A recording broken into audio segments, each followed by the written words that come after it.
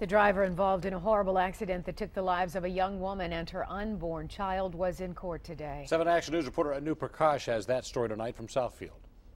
A visibly shaken Clarence Heath stood before a judge today. He's the 70-year-old Beverly Hills man charged with a moving violation causing death, the death of Kayla White, who was 8 months pregnant. The defendant was traveling in excess of 70 miles an hour. Last November, police say Heath rear-ended White's Jeep Liberty along the lodge in Southfield. The fiery crash killed Kayla and her unborn child. Heath's attorney is Douglas Hampton. Judge, this is a tragic accident. I emphasize the word accident. He has been charged with a misdemeanor. Prosecutors say Heath was careless but admit he wasn't drinking and he had no drugs in his system at the time of the crash. The judge gave him a $10,000 personal bond and told him he is not to drive.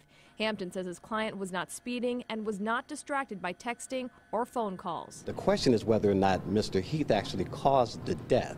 He's devastated by this, as you can imagine. You saw him in the courtroom today. His heart goes out to the family and to the friends of Miss White. Kayla's loved ones were not in court today, but their attorney, Gerald Thurswell, told us the family is satisfied with the misdemeanor charge against Mr. Heath. They believe Chrysler is to blame for Kayla's death because the gas tank on the 2003 Jeep Liberty is located behind the rear axle, and that's why the rear-end crash led to the explosion. The Whites are working on suing Chrysler. However, Chrysler says the 2003 Jeep Liberty meets or exceeds all applicable federal safety standards and says the driver who rear-ended Kayla is responsible.